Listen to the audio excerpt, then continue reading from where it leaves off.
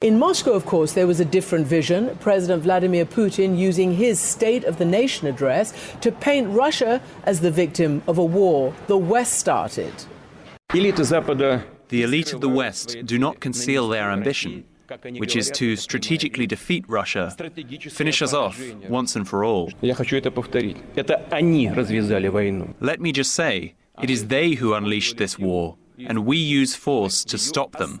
Meanwhile, at NATO, there are concerns about China's intentions as Beijing's top diplomat Wang Yi lands in Moscow for the very first time since Russia's invasion. But right now, all eyes are here on Eastern Europe, which has soared in importance over the course of this war, providing support to Ukrainian fighters and sanctuary to its refugees. Tomorrow, President Biden meets with the so-called Bucharest Nine. It's a group made up of former Soviet republics for whom this war triggers painful memories. Among them is the Czech Republic, and my next guest is the country's president-elect, Petr Pavel, who joins me now for an exclusive interview. President-elect Pavel, welcome to the program. Of course, we're talking about the former Warsaw Pact nations, and so I wonder what you made today of President Biden's robust speech right here in defense of democracy. Did he say what you were expecting? Well, Christian, I believe that President Biden's visit first to Kyiv and now to Warsaw is an extremely strong signal, not only to Russia, but also to all European countries that the United States will support Ukraine, will support our common principles, and will stand by European allies.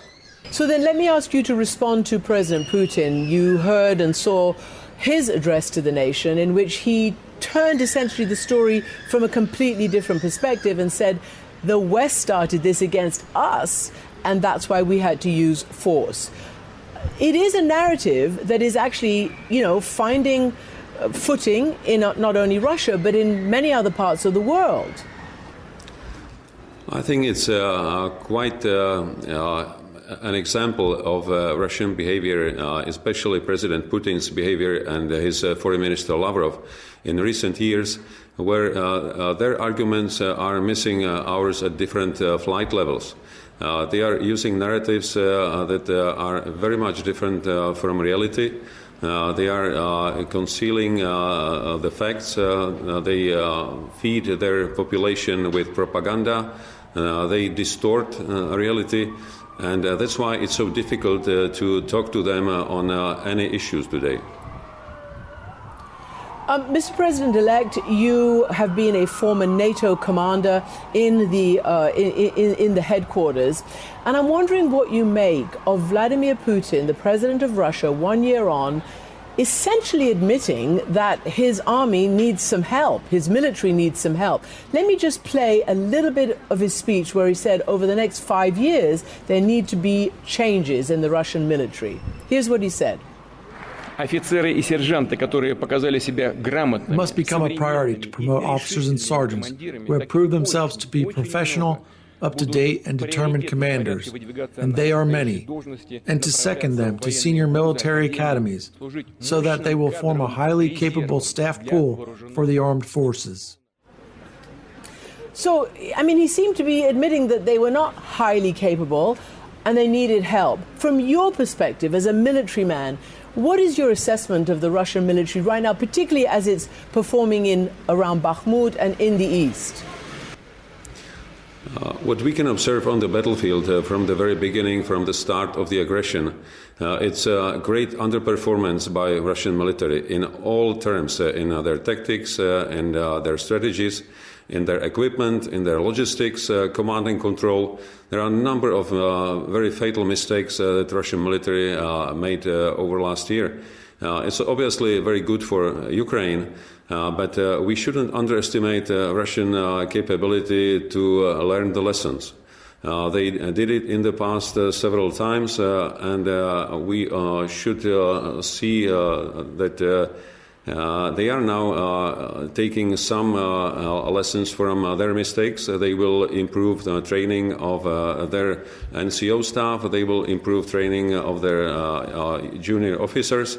They will improve their tactics based on the tactics used by Ukrainians and, of course, advised by all NATO countries. So they can learn, and we shouldn't underestimate that.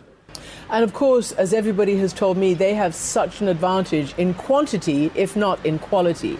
And they have endless forces that they seem to be conscripting and sending across in human waves. I want to ask you, Mr. President-elect, though, about the soaring importance of Eastern Europe.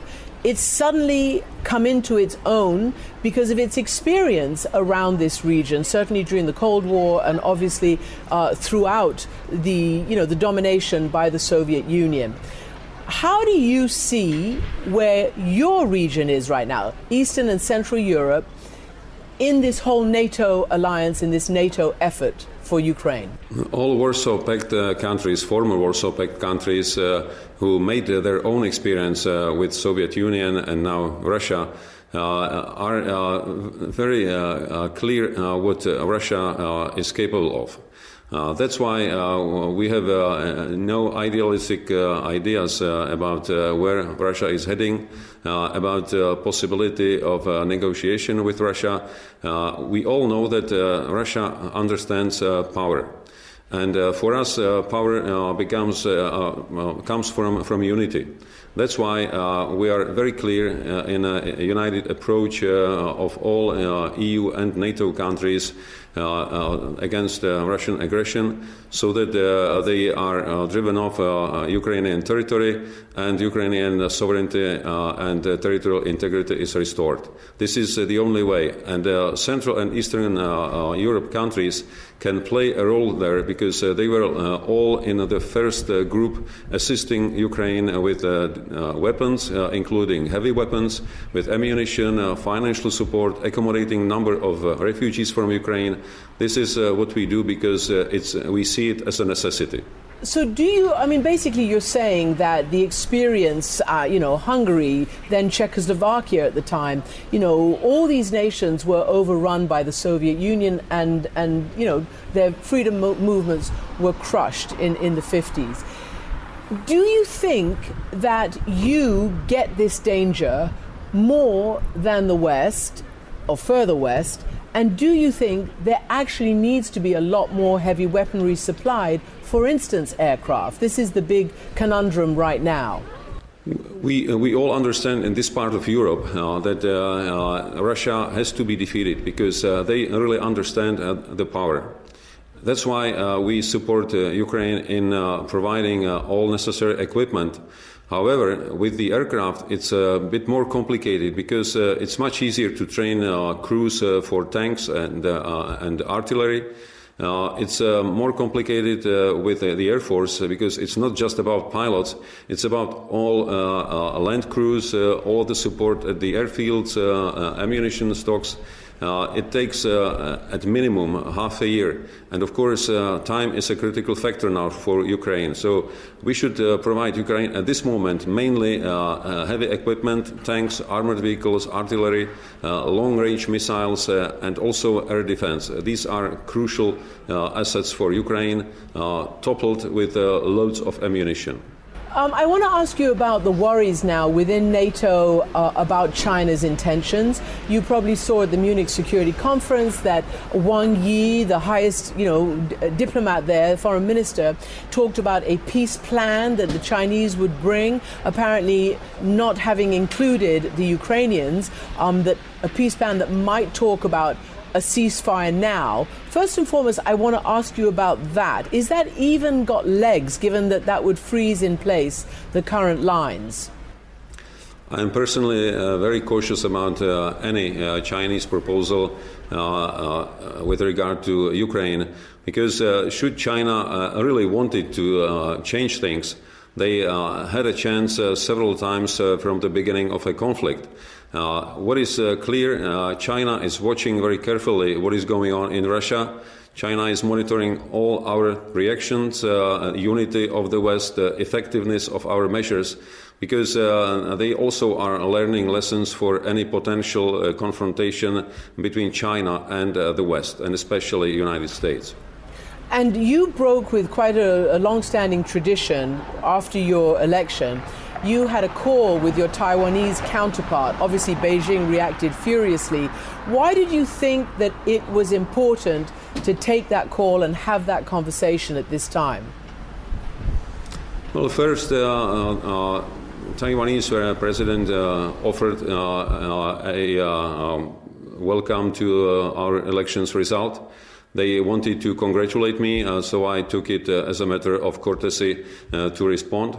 And second, Taiwan is our important economic partner. We have a number of joint ventures, quite a significant exchange of goods, cooperation in research and development, and that's a reality. That's why I don't see anything wrong on having contacts with Taiwan, not disregarding the principle of one China, two systems.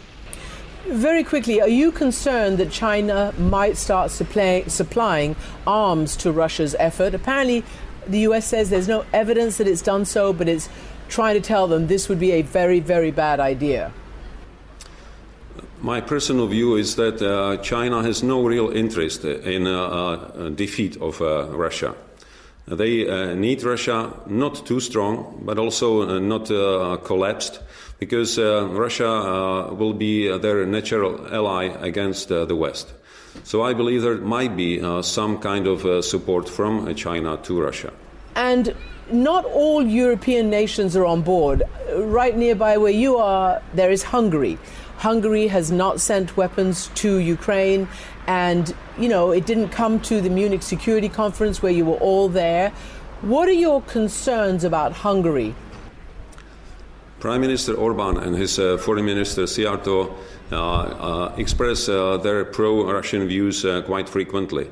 There are some facts supporting this approach, mainly nuclear energy, because Russia is a contractor to Hungarian nuclear power plant in Paks.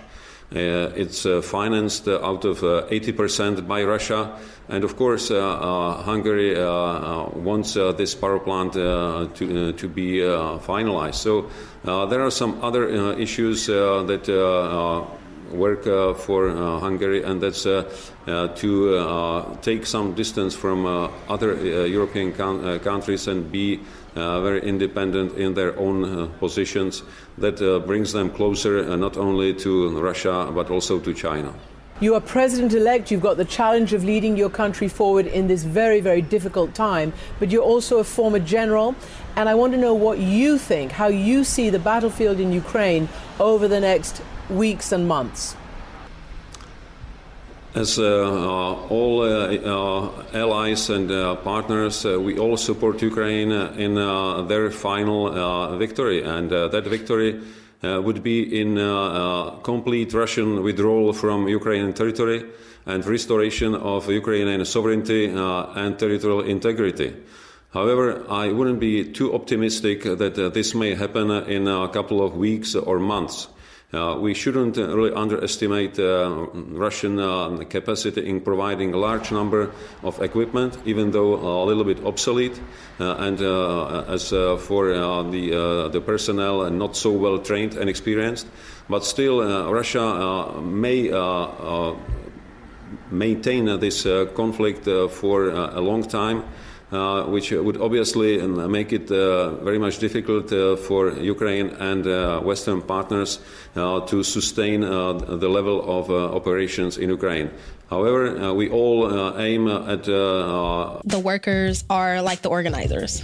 Nebretta Harden, you're only 23. I did not know that. And you are Starbucks Workers United union leader and member of the Memphis 7, which was a collective of workers who were unlawfully fired. A federal judge made Starbucks hire you back. How weird has it been being back at work? From where I am actually now in Warsaw, it does seem that just about everyone is committed to standing by Ukraine until the war is won. But outside Poland and outside NATO, it's a very different story.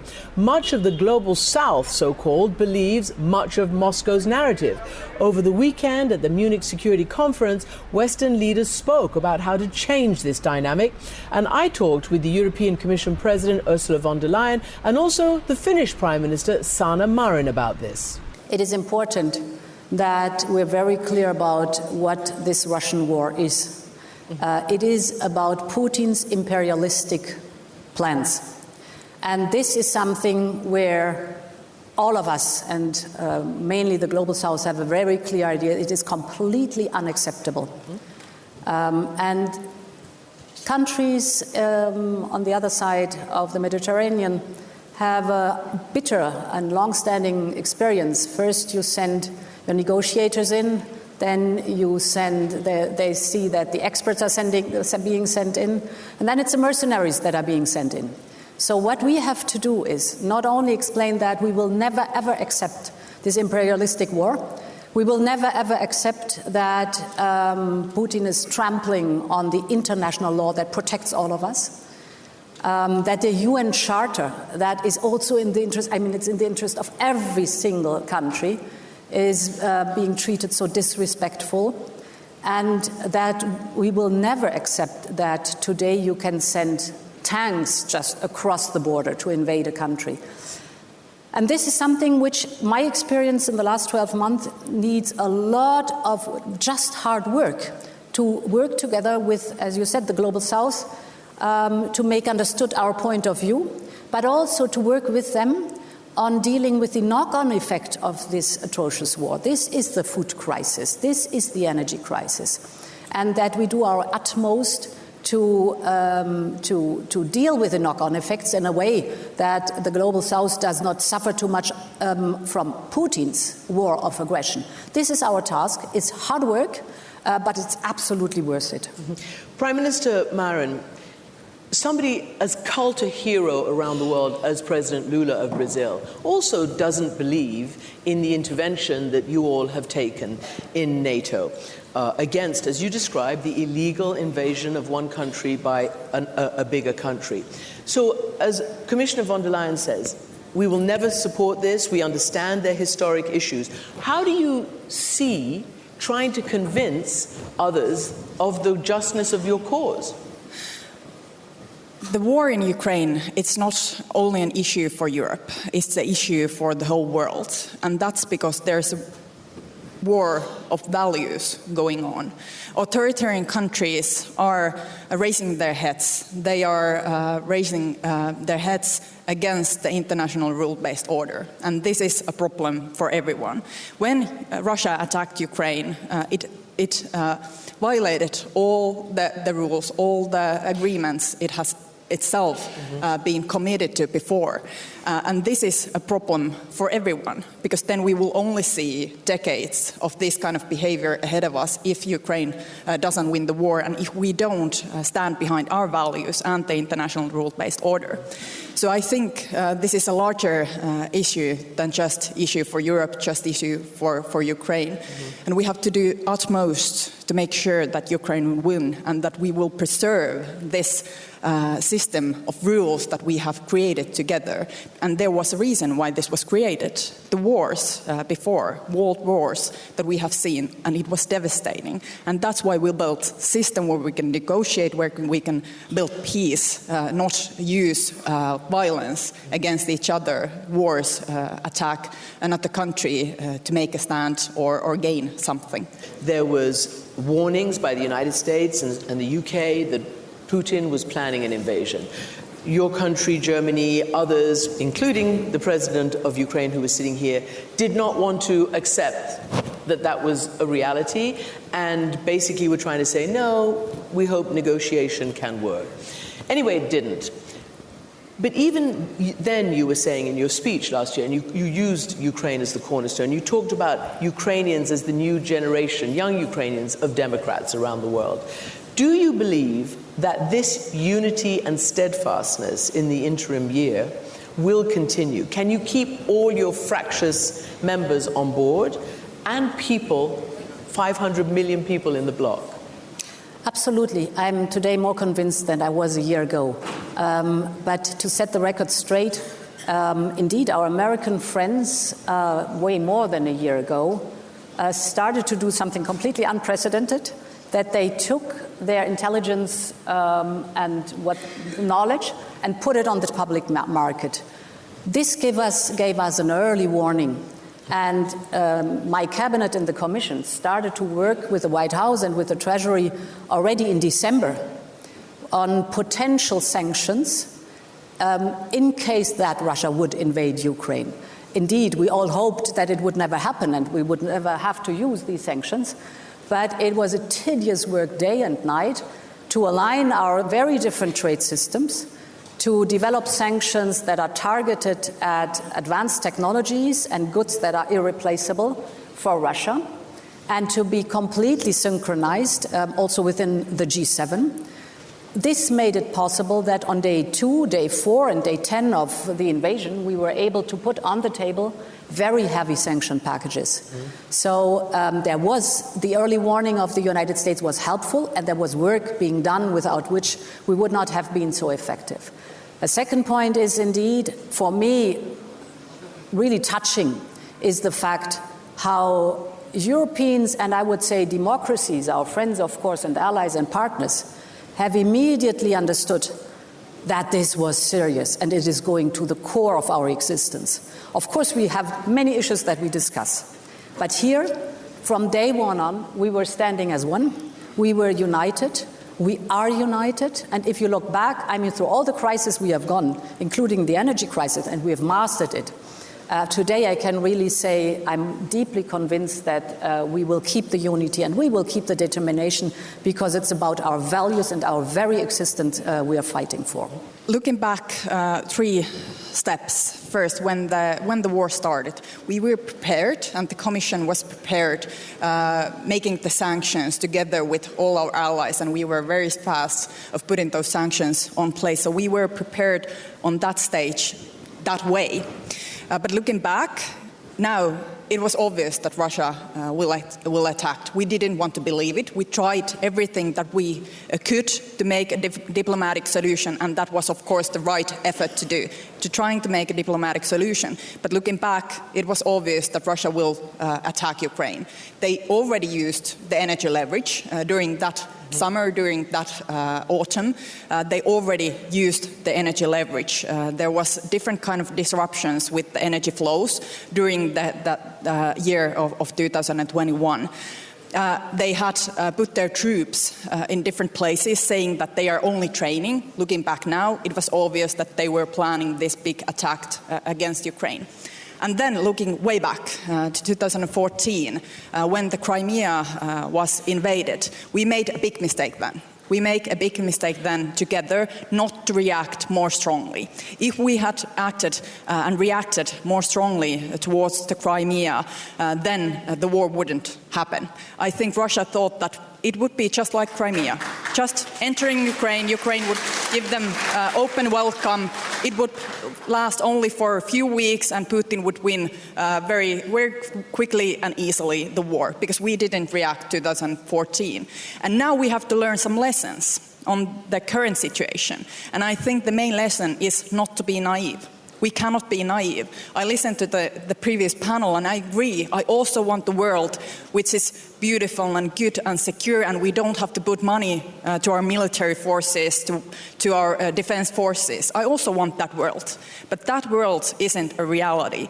The only way to secure peace, the only way to secure the international rule-based order is to make sure that Europe and democratic countries are strong, that we are investing in our defense capabilities, that we have that leverage, and that we have also that threat present, that these authoritarian countries, where Russia is a terrible example, that they don't use force, because they are also, and they have to think also twice, will they use the force and what will be the consequences? Therefore, and this is the question,